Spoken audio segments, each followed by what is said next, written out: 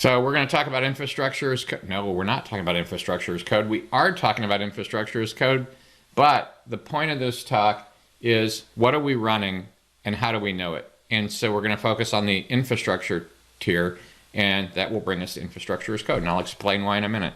So our goal is to understand and have a repeatable process for creating infrastructure. I'm assuming we're in the cloud, because if you're on-prem, you can just cry. Or if you're in the cloud, but your company doesn't really mean it, and they have people click buttons, right? Which is like almost as bad as doing it by hand. It's just a little better because it leaves an audit trail. But besides that, what I'm going to assume is that we want repeatable processes. We want the ability to tear down an environment and rebuild it, or to build a second environment, like a test 1 and a test 2. If that's the case, then we're probably going to use infrastructure as code. And the beauty of infrastructure as code is we can version it, we can put it in a source code repo. Then infrastructure as code could either be scripts or it could be templates, it might be something else, right?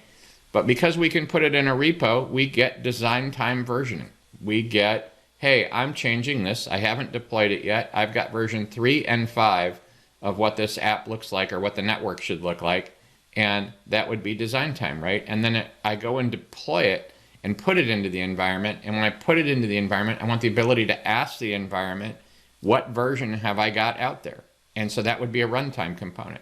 So in our case, what I'm going to assume, every major cloud provider provides the ability to tag a resource. So if you had compute, you had network, you had data stores, you had streams, ML, reporting, anything else, key vaults, right? All of that stuff is a resource.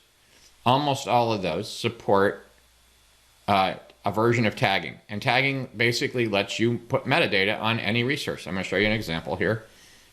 In this case, tagging, this is Azure Event Hubs. This work is in Azure, probably in GCP. I haven't been there in a long time. And so we can see here that this is an event hub, and I've clicked on the tags menu on the left-hand side. Pretty much all of these have it. Actually, you know what? I'll show you that in a minute. And then you can see here that, and these are three of my favorite tags. And the other thing you want to do is you want to standardize your tags. And so that way you can go to any component and ask it the same question. So in my case, I always update the published at date. So if I were to run a script and then run the same script again and run the same script again, the published at would be the last time it was published, the last time this resource was configured. Because with templates and with the command line, you can change the config with code, right? And so in this case, I have published at purpose, which in a lot of cases will be like the app name, the enterprise code, something like that. And then a version. And in this case, the version, because I don't do versioning for my demo projects, I don't cut versions for a demo. What I do instead for my version is I pull in the GitHub repo name and the branch it's on and the commit, right? And so let me show you that. In the portal, I just wanted to show you that there. We can come here. You can see here is the resource group. You can see published at 733.11. The purpose is it's part of this example, and we can see that it's in the Event Hub Sandbox Azure repo on branch main with the last commit ID of this, right? And so here, 733.11. If we go to look at the namespace, so this is the Event Hub. If we go down into, this is the actual resource group, right? RG, it's a resource group.